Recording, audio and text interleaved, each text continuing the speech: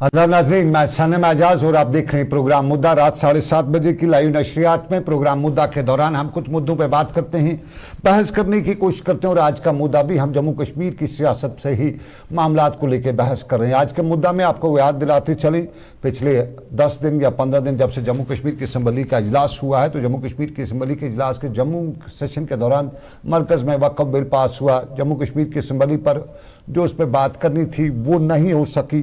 और उसके बाद परसों ही एएस दुलत साहब का राज चीफ ने जो सनसनीखेज तहलका मचाया, उसके बाद सारे घोड़े जो है नेशनल कॉन्फ्रेंस की तरफ उठने लगे, दौड़ने लगे और सबकी नज़रों पर नेशनल कॉन्फ्रेंस आ गई। यूजुअली नेशनल कॉन्फ्रेंस वक्त पावर में है और पूछना तो जो उन्हीं लोगों से बनता है जो पावर में हो। और बहुत सी सियासी हलकों से लेकर सियासी गलियारों में नेशनल कॉन्फ्रेंस की तरफ जहाँ उंगलियाँ उठाई जाने लगी, वहीं नेशनल कॉन्फ्रेंस भी कहीं कहीं बैकफुट पर दिखाई दी और किसी भी सवाल का सही तौर पे जवाब नहीं दी सके। आज श्रीनगर में महबूबा मुफ्ती का जो सेंट्रल का जोन है, उनकी पार्टी का इजलास भी था और पार्टी की कन्वेंशन था। तो पार्टी के इस कन्वेंशन से जब महबूबा मुफ्ती ने खिताब किया तो अपने खिताब में महबूबा मुफ्ती ने कई तरह के इल्ज़ामात लगाए, नेशनल कॉन्फ्रेंस को भी आज तनकीद का निशाना बनाया। और फिर हम भी श्रीनगर में थे और श्रीनगर में हमने पीडीपी के दफ्तर पर कुछ पीडीपी लीडरान से बात भी की। वो बात भी हम आप तक पहुंचाएंगे कि पीडीपी के लीडरान के दिमाग में क्या चल रहा है, मन में क्या चल रहा है, अगर जो स्टेज पर उसका इजहार नहीं कर रहे हैं। लेकिन आज बहुत से सवाल उठाए गए। आज उनसे पूछा गया कि पिछले 2000 नेशनल कॉन्फ्रेंस हर जगह पे बता रही है कि 2014 में अगर पीडीपी ने बीजेपी को यहाँ नहीं लाया होता तो फिर आज के ऐसे हालात नहीं होते। तो इसका जवाब भी हमें पीडीपी के लीडरान ने दिया। नेशनल कॉन्फ्रेंस पर खुली तनकीद की और सॉफ्ट अलायंस की आज बात देखी गई। लेकिन ज़रा सुनिएगा महबूबा मुफ्ती ने नेशनल कॉन्फ्रेंस के हवाले से क्या क्या, क्योंकि एएस दुलत के बयान के पस मंज़र में हमने पीडीपी के एक पॉलिसी मेकर से आज पूछा था कि ये क्या है, आप क्या इतना हो, तो उसका जवाब ये वो भी हम आपको बताएंगे। और आज के प्रोग्राम में मेरे साथ पीडीपी से ताज़ीम डार साहब हैं, वो ज्वाइन करेंगे और शेख उवैस नेशनल कॉन्फ्रेंस से मुझे ज्वाइन करेंगे। लेकिन पहले महबूबा मुफ्ती का एक साउंड बाइट सुनिएगा। मुझे कोई हैरानगी नहीं हुई क्योंकि 1947 से लेके आज तक नेशनल कॉन्फ्रेंस ने दिल्ली के लिए कश्मीरियों को धोखा दिया, कश्मीरी क्या वोट हासिल करने के लिए दिल्ली को धोखा दिया। ये चलता है इनका सिलसिला। ईशान का फारूक साहब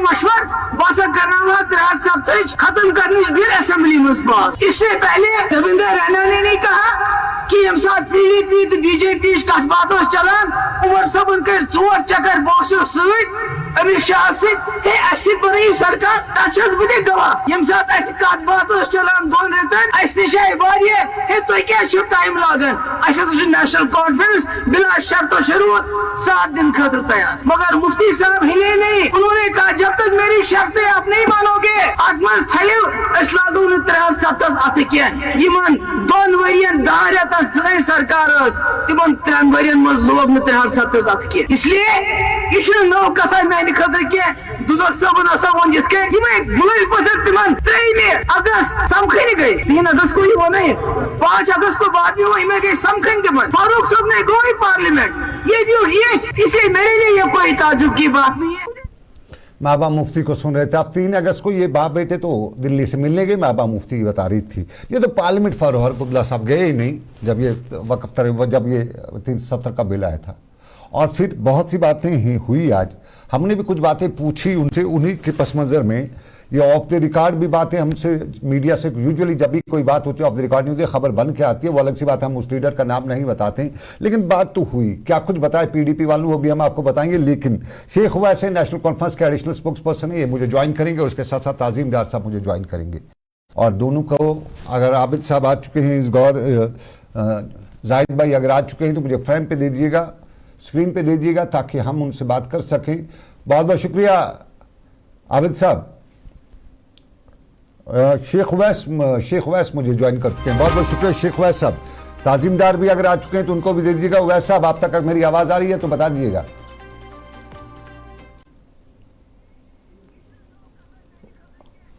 शेख उवैस साहब आप तक आवाज़ आ रही है? सर आपका, मुझे लगता है आपकी आवाज़ हम तक नहीं पहुंच रही। अपने जो आपका अगर आप मोबाइल से हैं तो अनम्यूट कर दीजिएगा। जी एजाज साहब आवाज आ रही है आपको? बहुत शुक्रिया सर आपका, बहुत बहुत शुक्रिया। मैं ताजिम साहब आप भी अपना कैमरा ऑन कर दीजिएगा, आपका कैमरा ऑन नहीं है, लेकिन जब तक ताजिम साहब अपना कैमरा ऑन करेंगे मैं शेख वैस साहब आपसे ही जानना चाहूंगा। आज महबूबा मुफ्ती ने कहा कि ये लोग जो पीडीपी के लोग, नेशनल कॉन्फ्रेंस के लोग इल्ज़ाम लगाते हैं कि ये सब कुछ है। 5 अगस्त की उन्होंने बात की महबूबा मुफ्ती का साउंड बाइट अगर आपने सुना होगा तो उन्होंने बातें की कि ये फारूक साहब, उमर साहब तो अमित शाह से 4 बार मिलने गए जब 2014 में पीडीपी और बीजेपी की सरकार बनी थी, तो पांव पड़ रहे थे बकौल महबूबा मुफ्ती के एक सरकार हमसे बनाइए। आज अक्सर हर जगह पे पीडीपी के लोग, नेशनल कॉन्फ्रेंस के लोग कहते हैं कि सारी, अगर तब पीडीपी अलायंस नहीं करती तो नेशनल कॉन्फ्रेंस को करने को तैयार थी। आपका पॉइंट जानना चाहेंगे, क्या है इस पर आपका पॉइंट? क्या नेशनल कॉन्फ्रेंस तब तैयार नहीं? क्या देवेंद्र राणा ने तब गलत बोला? क्या जुनैद अज़म मत्तू ने कल ही गलत बोला है? एजाज साहब, पहले तो आपको मेरी तरफ से सलाम और नाजरीन को भी सलाम। वालेकुम। आपकी आवाज जरा रुक रुक के आ रही है, आई गेस आप भी वहां से जरा ठीक करें कनेक्शन इसका, स्काइप का। जाहिद भाई, तो रही बात महबूबा मुफ्ती जी, देखिए इनको भी अपनी सियासत की दुकान खुली रखनी है, इनका हक बनता है कुछ भी बोलने का। ये जो जम्मू कश्मीर की आवाम है ये सब जानती है 2019 5 अगस्त किनकी वजह से हुआ, कौन लोग थे जिन्होंने 2014 में बोला कि बीजेपी को दूर रखना है और बीजेपी के साथ सरकार बनाई। बोला सब जानते हैं, लेकिन ये कुछ भी बोले, मुफ्ती ने बोला, बोलते थे। लेकिन 2014 में क्या नेशनल कॉन्फ्रेंस 4 बार दिल्ली नहीं गई थी, अमित शाह से मिली और बताया कि पीडीपी से नहीं हमसे अलायंस करो? नहीं, अगर वैसी बात होती तो हमारे कायद डॉक्टर साहब, डॉक्टर फारूक अब्दुल्ला, वो कभी फिर इनको बोलते नहीं कि आप पावर में आइए, आप हमारे एमएलए जो है आप ये रखिए और सरकार बनाइए और बीजेपी को आने मत दीजिए। वो तो हम डे 1 से कह रहे हैं, वो तो रिकॉर्ड में है। तो आज हम वो उस दिन कहां से चेंज हो गया कि हम जी अब अमित शाह के पास मिलने गए, फिर जी हमने उनको बोला कि हमें सरकार बनानी है। देवेंद्र राणा साहब ने उस पर बताया, मैं जरा आपसे, देवेंद्र राणा साहब ने उस पर बताया है, जुनैद अज़म मत्तू ने बताया है। हमारे यहाँ देवेंद्र राणा साहब अब इस दुनिया में नहीं रहे, वो दूसरे में, रब उन्हें स्वर्ग करे वहां पे, लेकिन जुनैद अज़म मत्तू तो जिंदा ही, उन्हें आप कोर्ट में एक कंटेम्प्ट, उनके खिलाफ एक केस भी कर सकते थे अगर उन्हें गलत बयानी की। ऐसा खामोशी क्यों है? नहीं, कोई मतलब खामोशी है नहीं, लाइक कि कोई कोर्ट में जाने वाली बात नहीं है, उनका कोई वजूद नहीं है ग्राउंड पे। उन्हें भी इलेक्शन लड़ा, देखा क्या सीन है क्या नहीं है। आप वो दिल्ली को खुश करना, वो एजेंसीज को खुश करना कि हम जी नेशनल कॉन्फ्रेंस के खिलाफ बोलेंगे, झूठ प्रोपेगेंडा फैलाएंगे, उनको लगता है कि उससे उनको ब्राउनी पॉइंट्स मिल रहे हैं, वहां पे कोई स्कोर गेन कर रहे हैं। वो हमें जम्मू कश्मीर की जनता ने चुना है, हमें हम जम्मू कश्मीर की आवाम के टुवर्ड्स हम वादाबंद है, जो भी हमने प्रोमिसेस किए हैं। बाकी जम्मू कश्मीर की आवाम एजाज साहब जानती है कि ये खाली आज से नहीं है, शेख साहब के टाइम से नेशनल कॉन्फ्रेंस को तोड़ने का जितना भी जब भी इनको लगता है कि नेशनल कॉन्फ्रेंस ग्राउंड पे पावरफुल है, लोगों का उनका मैंडेट है लोगों का, तो वो उस चीज को कमजोर करना चाहते हैं। हम कोई सरप्राइज नहीं है इस चीज को लेके, और जम्मू कश्मीर की सारी आवाम जानती है ये चीज। आप पावर में आप हैं ना, तो सवाल आप से पूछा है जम्मू कश्मीर की आवाम। आप यूजुअली मीडिया को अपने खिलाफ ना समझिए, ना हम आपके खिलाफ हैं, हम दोनों पार्टियों के बराबर साथ में हैं जिस तरह से आप करेंगे, लेकिन सवाल करने का हक बनता है और पावर में आप हैं, इसलिए ज्यादा आपसे ही पूछा जाएगा। पीडीपी पावर से बाहर उनसे मैं आपकी जिक्र, मीडिया की जिक्र नहीं कर रहा हूं, मैं कह रहा हूं कि पीडीपी वही है जिन्होंने आफ्ताब को वक्त में कन्वर्ट कर दिया। उनका कोई मतलब वजूद ही नहीं है। मैं आज कितना भी बोले, मैं आज पीडीपी दफ्तर में उनसे पूछा था, मैच्योर है पॉलिटिकली, लाइक उनको पता है कि क्या चल रहा है। पूछा था आज भी नेशनल कॉन्फ्रेंस पे साजिशें चल रही है आपके सामने। आज के इन सवालात का जवाब मैंने पीडीपी से पूछा था। शेख वैस साहब, आज मैंने उनसे पूछा कि वक्फ को आपने कंट्रोल में लाया, गवर्नमेंट कंट्रोल में, तो मुझे पीडीपी के सीनियर लीडर ने, जिसने अपना नाम तो नहीं बताने की इजाजत दी, उसने बताया कि सबसे पहले ये बताइए कि हमने अकाउंटेबिलिटी लाई, उसके साथ साथ वक्फ में क्या फारूक अब्दुल्ला साहब कर्जे हसना के हकदार थे? उन्हें मुझे कोई एविडेंस नहीं दिया, लेकिन उन्होंने इल्जाम लगाया कि फारूक अब्दुल्ला साहब वक्फ में जब थे तो उन्हें कर्जे हसना लिया है वक्फ से। तो वो वजह रही वक्फ को सरकार के कंट्रोल में देने की, मुझे एक सीनियर लीडर ने बताया। साथ साथ में मैंने उनसे सवाल पूछा कि 2014 से आपने रास्ता खोला, नेशनल कॉन्फ्रेंस कहती है बीजेपी के लिए रास्ता खोला, तो उनका कहना था कि उमर साहब बीजेपी की सरकार में फॉरेन मिनिस्टर थे, बीजेपी की सरकार में, वो हाजी सनाउल्लाह की पार्टी नहीं थी, वो बीजेपी की पार्टी थी जिसमें उमर साहब थे, मुझे उस लीडर ने बताया। और फिर साथ में ये कि जरा नेशनल कॉन्फ्रेंस ये वजाहत करे कि बीजेपी के खिलाफ जब सैफुद्दीन सोज ने वोट डाला तो उसको पार्टी से निकाल दिया। आज ये बताते हैं कि बीजेपी यहां हमने लाई, बीजेपी तो असल में नेशनल कॉन्फ्रेंस ने लाई है कश्मीर में। एजाज साहब, मैं आपको बताना चाहता हूं कि पीडीपी की जो फॉर्मेशन है वो नागपुर से बिल्कुल है, मानते हैं, लेकिन उसका जवाब ये इनकी बुनियाद है, वो कोई छुपा ढक्का खेल है नहीं। मैं आपके चैनल के माध्यम से बोलना चाहता हूं कि 2 साल पहले मैंने ये चीज एक टीवी डिबेट में इनको बोला, मैंने कहा यही रोड मैप जो पीडीपी ने दिया बीजेपी को 370 खत्म करने के लिए, अभी जो ये रोना लगा रहे हैं, अभी आप देखेंगे कुछ आने वाले टाइम में जो लीडर्स बाहर निकले ये वापस ज्वाइन करेंगे पीडीपी को। ये 2 साल पहले मैंने इस चीज पे कमेंट किया है। आज आप देखोगे कि आने वाले टाइम में जो भी ये भाग चुके थे, जो इनको फरमान था कि उस टाइम पे आप निकलो, अब आप वापस आओ, अब आप देखेंगे वापस से ज्वाइनिंग पीडीपी के अंदर वो वापस उन्होंने जम्मू कश्मीर की आवाम के साथ सबसे बड़ी गद्दारी की है और उनको जम्मू कश्मीर की आवाम ने उसका जवाब भी दिया bye the means of vote, और आने वाले टाइम में भी उनको उस बात का जवाब दिया जाएगा by the means of vote itself. Tajim Dar साहब, आपने सुना होगा, आपको जवाब मिल गया है और अभी मिलेगा आपको, इसलिए पीडीपी को जवाब मिला कि इनको आप 3 सीटों पे पहुंचा दिया 20 से 28 से, और फिर ये बीजेपी ही का रास्ता जो है ये पीडीपी ने ही खोला है, नेशनल कॉन्फ्रेंस हर जगह बता रही है। सनम जी, पहले तो मैं आपका शुक्रिया अदा करता हूं कि आपने मुझे यहाँ मदऊ किया बात करने के लिए। देखिए, मैं इस क्या कहते हैं कि मुर्गों की फाइट में पड़ना नहीं चाहता कि ये क्या कह रहे हैं। इस वक्त जो हमारी रियासत जम्मू कश्मीर है उसको जिन मामल सिचुएशन से वो पास हो रही है, उस सिचुएशन में हमारे पास और बड़े चैलेंजेस हैं जिनके ऊपर हमें बात करने की जरूरत है। अगर हमें छीटाकशी ही करनी है, अगर हमें एक दूसरे को नीचा ही दिखाना है, तो बात 47 से शुरू कर लेते हैं, 47 से शुरू कर लेते हैं। क्यों लोगों के जज्बात को मजरूह किया गया, कैसे आज तक कत्लेआम हुआ, फिर तो वहीं से शुरू करते हैं। आप 2014 पे क्यों जाते हैं, आप 47 पे चलिए, 47 से शुरू कर लेते हैं। क्यों इस रियासत के 2 टुकड़े किए गए, क्यों रियासत का आज ये आधा हिस्सा जो है वो पाकिस्तान के जेरे कब्जा है, उस पर भी बात कर लेते हैं। मैं इन चीजों में पढ़ना नहीं चाहता, मैं गड़े मुर्दे उखाड़ना नहीं चाहता। पॉइंट अपना मामला सिर्फ एक ही है जो इस वक्त जेरे बहस और जेरे गौर है इस वक्त जम्मू कश्मीर के रहने वाले लोगों के और हिंदुस्तान के मुसलमानों के सामने। वो चैलेंजेस जो इस वक्त नेशनल कॉन्फ्रेंस की क़यादत ये ना समझे कि उन्हें जो मैंडेट दिया गया है वो उनको शायद उनकी कोई खुसूसियात थी इसलिए दिया गया है। मैंडेट इसलिए दिया गया है कि लोगों ने जो फैसला किया हम उसे सरे खम तस्लीम करते हैं जो उन्होंने किया। हालात जो बने, सिचुएशन जो रूनुमा हुई, देवेंद्र राणा साहब इन्हीं के पार्टी के थे, एएस दौलत साहब इन्हीं के दोस्त हैं लीडर के, सब चीजें सामने आ रही हैं। लेकिन मैं फिर भी चिल्लाकशी पे नहीं जाऊंगा।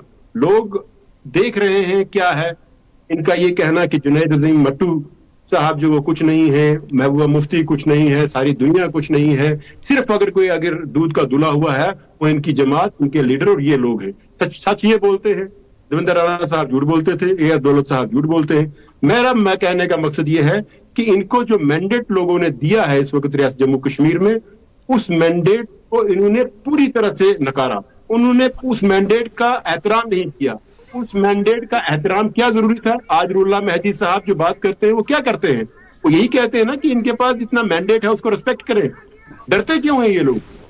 ये बात डरते क्यों हैं? जरा मैं यही है उवैस साहब, शेख उवैस साहब क्यों कतराते हैं मुझे बताइए। शेख उवैस साहब, आप नेशनल कॉन्फ्रेंस को रिप्रेजेंट करते हैं, ताजिम साहब, मुसलमानों के जज्बात को इस वक्त एड्रेस करने की जरूरत थी और मुस्लिम मेजॉरिटी स्टेट के लीडर जो एक मुस्लिम चीफ मिनिस्टर पूरे हिंदुस्तान में एक था जिसको जम्मू के हिंदुस्तान के मुसलमानों को रास्ता दिखाना चाहिए था, वो मुंह छुपा के दुबक के बैठ गया। क्या यही करना था आपको? ताजिम साहब, ताजीम साहब तमाम- एक मिनट, शेख वैस साहब से एक सवाल बनता है। यहां नेशनल कॉन्फ्रेंस से जब भी बात की जाती थी कन्फ्रंट्रेशन नहीं करेंगे हम, आप अक्सर बताते हैं नेशनल कॉन्फ्रेंस गवर्नेंस में बीजेपी के साथ कन्फ्रंट्रेशन नहीं करेंगे, हम करेंगे। पिछले दिनों एलजी ऑफिस ने अपॉइंटमेंट्स की, आपने कन्फ्रंट्रेशन नहीं की, नेशनल कॉन्फ्रेंस से कुछ नहीं किया। वो एलजी ऑफिस की अपॉइंटमेंट, ये ट्रांसफर्स वगैरह जो भी एडमिनिस्ट्रेटिव सेटअप था वो कहीं ना कहीं बीजेपी का उसमें सपोर्ट था, आप साइलेंट रहे। लोगों में कहना शुरू हो गया कि नेशनल कॉन्फ्रेंस का सॉफ्ट अलायंस है। वक्फ तरमीमी बिल हुई, स्टालिन बात करता है, ममता बनर्जी बात करती है, लेकिन नेशनल कॉन्फ्रेंस जम्मू कश्मीर में बात नहीं करती है। लोग कहते हैं ये सॉफ्ट अलायंस है, ये अभी पक्का अलायंस नहीं है, सॉफ्ट अलायंस है। आप नेशनल कॉन्फ्रेंस बात करती है यहां पे कि हम जिस स्टेटहुड की बात करें, ऑनरेबल सुप्रीम कोर्ट की क्लियर गाइडलाइंस है, सुप्रीम कोर्ट की रेस्टोर होनी है यहां पे स्टेटहुड, उस पर 6 महीने से कोई बात नहीं। नेशनल कॉन्फ्रेंस बताती है स्टेटहुड, अगर नहीं होता सुप्रीम कोर्ट जा सकती थी बीजेपी के खिलाफ कि भाई सुप्रीम कोर्ट को बता सकती थी कि भाई आपने स्टेटहुड का बोला, नहीं करें रेस्टोर। इन सब चीजों पे नेशनल कॉन्फ्रेंस का जो चुप्पी है, इसको कहते हैं लोग कि ये सॉफ्ट अलायंस। और आज पीडीपी दफ्तर में मुझे बताया गया कि इनका सॉफ्ट अलायंस है इसके साथ, बीजेपी के साथ। इसका जवाब क्या है नेशनल कॉन्फ्रेंस का? हार्ड अलायंस नहीं, सॉफ्ट अलायंस है कहीं पे?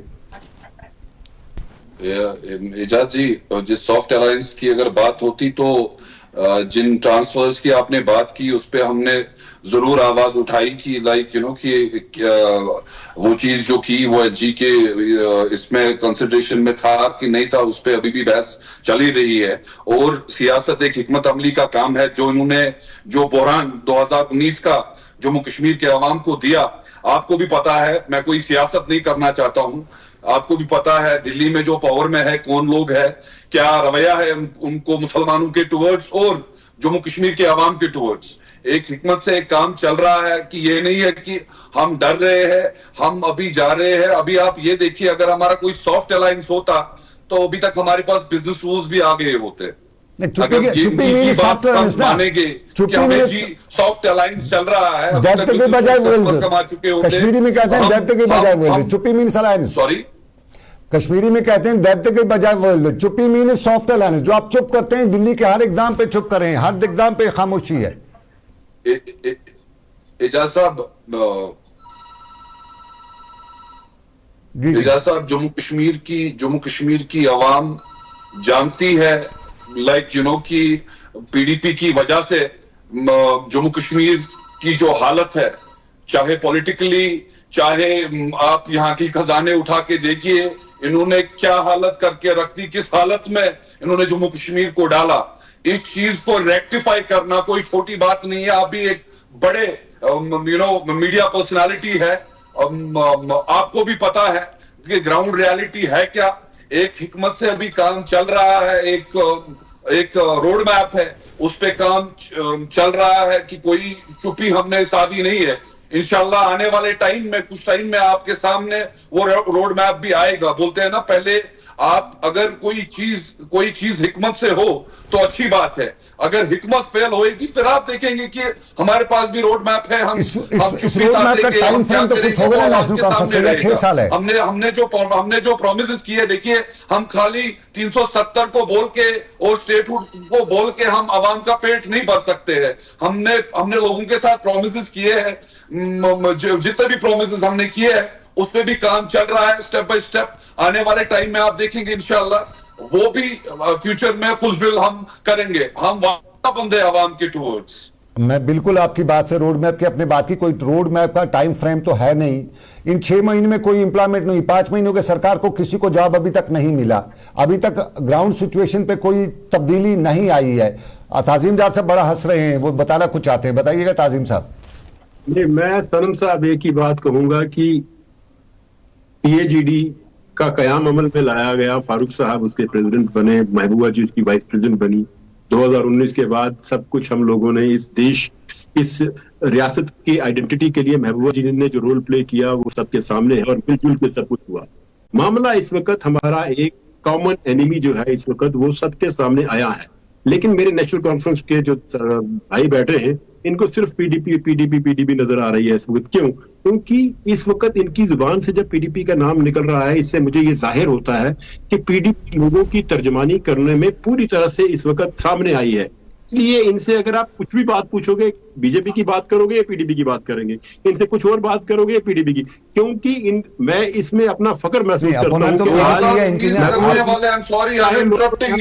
झूठ बोलने वाले आप लोग, फिर क्या लोगों ने हमें आत्मान कम दिया, 3 सीटें दी, लेकिन जिस तरह से महबूबा जी ने आज आप लोगों ने जम्मू कश्मीर की आवाम को झूठ बोला, आपने जम्मू कश्मीर की आवाम को धोखा दिया 2014 में, तो हम नहीं बोलेंगे आप लोगों ने किया तो मैं किसको बोलूं? मैं आज इस आपके प्रोग्राम से एक ही बात कहना चाहूंगा कि हमारे गोल्स जो हैं वो कॉमन गोल्स हैं, हम सबका एनिमी कॉमन है, हमें कॉमन गोल करने के लिए उस कॉमन एनिमी को पीछे हटाने के लिए एक दूसरे के साथ कहते हैं ना, हमारे को कहते हैं वो मुर्गों की लड़ाई मत लड़ो, मुद्दों से बात करो और बात करने में कम रखो, कम करो।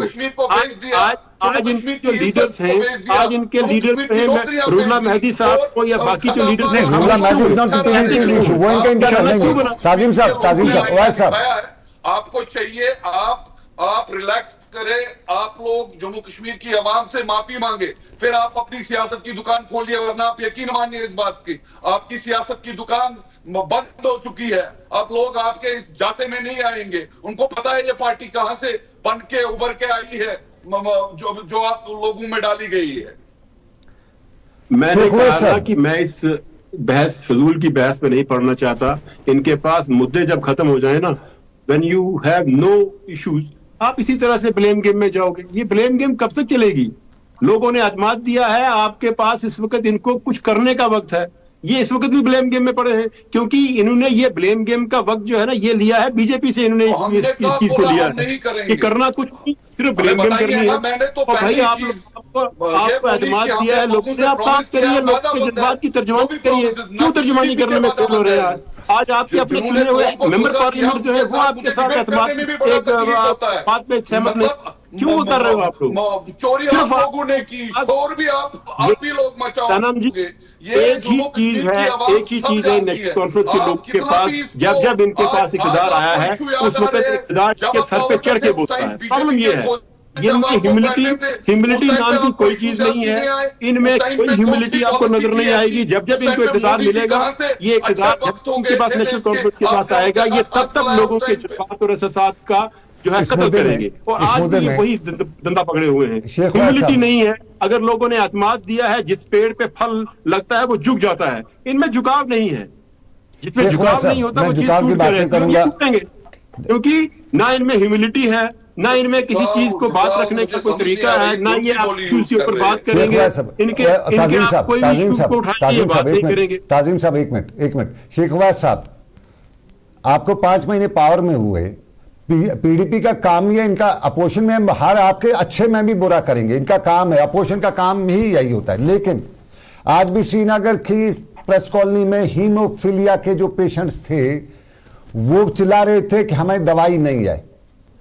जो सोशल वेलफेयर डिपार्टमेंट जो हमारे ओवर एज लोगों को पैसे देता है, वो जो 1000 रुपए का, जिसका आप पिछले दिनों बड़ा डिंडूरा पीटा था नेशनल कॉन्फ्रेंस ने, हम बढ़ाएंगे, हम ये करेंगे, उनको भी 4 महीने से दवाई पैसा नहीं मिला जब से नेशनल कॉन्फ्रेंस की सरकार आई। मैं ट्रेजरीज की, ठेकों की बात नहीं करूंगा, यहां पे आज भी अभी तक भी गवर्नमेंट मुलाजमीन को तनख्वाह नहीं मिली है।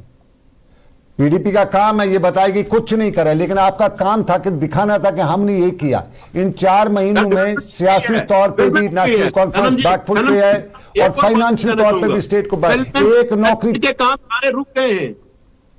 मैं यही जानना चाहता हूं, अगर नेशनल कॉन्फ्रेंस ने इसके लिए कुर्सी अपनी तनख्वाह के लिए नेशनल कॉन्फ्रेंस ने सरकार बनाई तो दिन बता दे। This is what the strategy. This is what the strategy is from the BJP and BJP partners out there. कि हम नेशनल कॉन्फ्रेंस को कैसे कमजोर करें, हम ये चीजें जो ये हरबे यूज कर रहे हैं। अगर मुझे आप एक चीज बताइए कि कौन सा चीफ मिनिस्टर नहीं चाहेगा अगर कहीं पे सैलरी नहीं मिल रही है, वो कौन सा चीफ मिनिस्टर ऐसा होगा पूरे देश भर में, मुझे एक दिखाइए कि अगर खजाने में पैसे और वो सैलरीज रिलीज नहीं करेगा। ये जो हदबे यूज फिर नेशनल कॉन्फ्रेंस क्यों बैठी है ना पावर में, एलाई पार्टनर्स पीडीपी फिर रोड पे आ जाए ना टीवी पे। ये अवाम के सामने खुली किताब है, ये कुछ भी बोले। मुझे आप ही बताइए ना इजाज साहब, आप कह रहे हैं साहब कि तो आगे ये साहब तो चीज कल मुझे दौलत साहब बताइए, साहब कौन बता सा दिए। चीफ मिनिस्टर अभी उमर साहब इतना बड़ा मैंडेट लेके क्यों नहीं चाहेंगे कि वो सैलरीज हो जाए, चाहे रिजर्वेशन की जो बिल है उस पर नजरिसानी हो जाए, चाहे हमने जो प्रोमिस किए वो जल्द से जल्द हम फुलफिल करें। कौन सा चीफ मिनिस्टर ऐसा होगा देश में जो नहीं चाहेगा कि लेकिन अपने अवाम लेकिन का काम नहीं उसके लिए करना, कुछ इकदाम कि अवाम उठाने नहीं की हो रहे वजह से कुछ। हम आज पावर में है। उवैस साहब, अवाम की ही उवैस वजह से साहब, हम आने वाले टाइम उवैस में साहब, पावर उवैस में साहब, मैं एक रहेंगे। मिसाल दूं, मैं एक मिसाल दूं। आज आप मुझसे आप नाराज थे, शायद मेरे डिबेट में आप नहीं आना चाहते थे। मैंने आपसे बात की, मैंने आपके स्पोक्स पर्सन से बात की, मैंने इमरान नबी डार से बात की, आई स्पोक तो मैंने उमर अब्दुल्ला को लिखा कि भाई आपका कौन नहीं आएगा, क्यों नहीं अपनी बात रहेगा। इसी तरह ये एक मैं छोटा सा आदमी हूं, इसी तरह आपकी एक जिम्मेदारी बनती है, नेशनल कॉन्फ्रेंस की जिम्मेदारी बनती है कि नहीं होता है काम पे, वो बात करें, वो सड़क में आए, वो पब्लिक में आए, वो बताएं, अपने एमएलए लेकर सड़क पर निकले कि भाई ऐसा। एजाज साहब, विद ड्यू रिस्पेक्ट, जो भी आप ये मरफे यूज बोल रहे हैं, ये ड्रामाबाजी पीडीपी को आती है करनी। हमें पता है कि हमारा रोड मैप कैसा है, हमें कैसे हमारे प्लान्स एग्जीक्यूट करने हैं। हम किसी को तकलीफ देके ये चीजें नहीं करेंगे, ड्रामाबाजी करके हम आवाम को गुमराह नहीं करेंगे। आप थोड़ा सा और इंतजार कीजिए। बोलते हैं ना, सब्र का फल मीठा होता है इंशाल्लाह। जिस तरह हमने परसों अपनी माँ बहनों के लिए बस सर्विस फ्री कर दी, जो हमारा गरीब तबका, उनके लिए हमने इलेक्ट्रिसिटी चाहे राशन का वो फ्री कर दिया, 200 यूनिट। आने वाले टाइम में सर पब्लिक में दोनों इश्यूज फेल है, सर पब्लिक में दोनों इश्यूज फेल हैं, पब्लिक उनको पॉजिटिव नहीं ले रही। आप अगर ग्राउंड के साथ जुड़े हैं तो दोनों इश्यूज फेल है। देखिए मैं कह रहा हूं कि आने वाले टाइम में हमारी आवाम उसको पॉजिटिव वे में लेगी। अभी तो वो तो उमर साहब ने शुरुआत की, वो तो अभी शुरुआत है। अभी आगे देखिए क्या वो होएगा, आगे देखिए होता है क्या। 8 बजने को है, लास्ट कमेंट के लिए मैं ताजीमदार से लास्ट मिनट ले लूंगा। आवाम की वजह से है, और आवाम की जो प्रोमिसेस हमने किए हैं, हम वादा बंद है उसके टुवर्ड्स, और वो भी आप इंशाल्लाह आने वाले टाइम में देखेंगे वो सब फुलफिल होएंगे। हम दुआ करते हैं आपके वादे पूरे हो जाए। ताजीमदार साहब लास्ट कमेंट आपका, मेरे 8 बजने का वक्त हो चुका है। सनम जी, मैंने जो मेरे भाई बैठे हैं, मैंने बहुत सुना, लेकिन मैं आपसे सिंपल एक सादी सी बात बताऊं। कल मैं एक नेशनल कॉन्फ्रेंस के ही एक सीनियर आदमी के साथ बैठा था, उन्होंने भी यही जाहिर किया कि जिस बेबाकी के साथ और जिस स्ट्रॉन्ग विट के साथ इन नेशनल कॉन्फ्रेंस को और उसकी क़यादत को सामने आना चाहिए था, वो नहीं आई। वक्फ बिल के ऊपर जिस तरह से मुसलमान पूरे हिंदुस्तान का इनकी तरफ देख रहा था, इन्होंने इतनी कमजोरी के साथ इस चीज को रखा, इससे हिंदुस्तान का पूरा मुसलमान जो है वो इस वक्त नाला है इनसे और इनकी उस हरकत से कि क्यों नहीं एक आपको जब कोई बात करनी है खुल के करनी है, खुल के करनी है, ये खुल के करनी है। बस इख्तिताम पे जरूरत नहीं है। शेख वैस साहब कुछ बताना चाहती है, बाद में नाराज हो जाएंगे, हमें नहीं टाइम। शेख वैस साहब, पीडीपी फिलहाल पर्दे नीचे ही रहे, पीडीपी अपोजिशन में है, उनसे ज्यादा सवाल जवाब नहीं। शेख वैस साहब आप कुछ बताना चाहते हैं? मैं यही जो ये आवाम को गुमराह कर रहे हैं, आपको भी पता है एजाज जी, 288 वोट्स इन द पार्लियामेंट जो पड़े हैं वक्त के बिल को, जो अभी एक लॉ बन चुका है, और 233 खिलाफ पड़े। आप हमें ये ड्रामाबाजी करके, हम ये ड्रामा करके वहां पे नहीं जी, आम इंसान का एक नेचर की बात है। पर्चियां हाथ में रखनी है, जो मैंने कहा आपने पार्लियामेंट में बात करने दी। ताजीमदार साहब जरा रुकिएगा, ताजीम साहब उनकी बात सुनिएगा। अगर रुला मोदी साहब ने बात की होती, वो तर्जुमानी पूरे हिंदुस्तान के मुसलमानों की हुई होती। आपने तो उन्हें बात करने नहीं दी। By the means of law बनता है कि लोगों को बिल्कुल बनता है सर। लोगों को भी पता है कि ये सर ममता बनर्जी बात करती है, सर कानून बनता है, ममता बनर्जी बात करती है, स्टालिन बात करते हैं, कश्मीर इंडिया है sir. Mamata Banerjee she is a Hindu, she is a liberal. ये जो है हम ये चीज मंजूर है नहीं। शेख वैस साहब सवाल निकल आता है, मैं थोड़ा सा, ममता बनर्जी बात कर सकती है, स्टालिन बात कर सकता है, लेकिन जम्मू कश्मीर की मुस्लिम मेजॉरिटी स्टेट से बात नहीं निकल सकती है। ठीक है, कोई मुझे मारता है, मैं इसको जवाब नहीं, बात भी नहीं करूं। उमर साहब ने बात की, इसको लेके क्यों नहीं बात की? फीडबैक लोगों से लो, कहां सोए हो आप लोग? लोगों से फीडबैक लो, लोग क्या सोचते हैं आपके बारे में इस वक्त। लोग इस वक्त नाराज हैं आपके ऊपर, लोग इस वक्त आप लोगों को लेने के बाद भी लोगों के तर्जुमानी और एहसास की जो तर्जुमानी होनी चाहिए थी वो नहीं हो पाती है। अब हमें लोगों का फीडबैक एवरीडे मिल रहा है। जब फीडबैक की बात आती है तो बात बहुत बड़ी निकल आती है। बहुत बहुत शुक्रिया शेख वाला साहब। That is why we have got the biggest mandate out there. बहुत बहुत शुक्रिया। They have the full trust, in national conference and national conference would not betray them like how you guys have betrayed Jammu Kashmir. बहुत शुक्रिया ताजिमदार साहब, ताजिमदार साहब बहुत बहुत शुक्रिया, बहुत शुक्रिया शेख वाला साहब, बहुत बहुत शुक्रिया मुझे ज्वाइन करने के लिए। आपने जाते जाते बताया फीडबैक लो। आमतौर पर कश्मीर में पॉलिटिकल लीडरशिप के लिए बताया जाता है कि इन्हें मालूम है कि कश्मीरी की यादाश्त कमज़ोर है, लेकिन आज की तारीख में, वो पुराने ज़माने में होता है, आज की तारीख में यादाश्त बिल्कुल कमज़ोर नहीं है, क्योंकि यादाश्त के लिए आजकल सोशल मीडिया तैयार बैठा रहता। और दूसरी बात, आज हम श्रीनगर में पीडीपी का कन्वेंशन हो रहा था, हम भी कवर कर देखने गए थे, कवर हमारे साथी करते हम भी देखने गए थे। बातें हुई, कुछ लीडर आए हुए थे, कुछ हमारे दोस्त अहबाब भी, बातें हुई तो बातों में बताया गया कि ये जो नेशनल कॉन्फ्रेंस बता रही है, हम जब ने उनसे पूछा कि नेशनल कॉन्फ्रेंस ही बता रही है कि सारा मुसीबत जो है 2014 में आपने लाई है, तो जवाब हमें दिया गया, बताया गया कि नेशनल कॉन्फ्रेंस से पूछे जा, जब उमर साहब बीजेपी सरकार में फॉरेन मिनिस्टर थे तो क्या वो हाजी सनाउल्लाह की पार्टी थी? सवाल हमसे पूछा गया, बताया गया कि उनको बता दीजिएगा, वो बीजेपी नहीं थी। उसके बाद सैफुद्दीन सोज को क्यों पार्टी से निकाला गया अगर उन्होंने बीजेपी के खिलाफ वोट निकाला था? व्हिप जारी की पहले, उसके बाद जब सैफुद्दीन सोज ने कहा कि नहीं मैं बीजेपी को वोट नहीं डालता हूं, तो उसको पार्टी से निकाल दिया गया। और आज की डेट में बताया गया कि सॉफ्ट अलायंस चल रहा है, बीजेपी जो कुछ करती है यहां से चुप है। और सबसे इंपॉर्टेंट बात, हर कोई चिल्लाता है स्टेटहुड नहीं आएगी तो ऐसा कुछ हुआ। ऑनरेबल सुप्रीम कोर्ट का फैसला है कि स्टेटहुड रेस्टोर करनी है, नहीं हुई 6 महीने में, 7 महीने में ये लोग सुप्रीम कोर्ट जा सकते थे, हर मुद्दे को लेकर सुप्रीम कोर्ट जाते तो इसको भी बताते, सुप्रीम कोर्ट को एक एप्लीकेशन देते, जनाब आपने बोला था आपका भी नहीं चलती, आपकी भी नहीं चलती इस देश में, तो शायद बात बन जाती। लेकिन आज हमसे यही बताया गया। और सबसे इंपॉर्टेंट बात कि 2014 में जब पीडीपी बीजेपी के साथ सरकार मिला रही थी, महबूबा मुफ्ती ने बताया कि 4 बार फारूक साहब, उमर साहब दिल्ली गए अमित शाह से मिलने के, भाई हम आपके साथ तैयार हैं, तब भी खबरें निकल के आई थी। और आज की डेट में भी ये सॉफ्ट अलायंस, ये बाकी अलायंस सब के दौरान अवाम को कुछ लोग बताते हैं कि तू कौन, खामखा वाली बातों के साथ जोड़ा हुआ है। फिलहाल आज का मुद्दा इतना ही। इस उम्मीद के साथ आपसे लेंगे इजाजत कि रब कायनात की मर्जी, फिर होगी आपसे मुलाकात। रिजवान सुल्तान मेरे न्यूज़ एडिटर हैं और तैयार बैठे हैं, पूरा डेस्क उनके साथ आज काम कर रहा था, पूरा खबरनामा लेकर तैयार बैठे हैं, बस आ रहे हैं। मुझे दीजिए इजाजत, अल्लाह हाफिज़।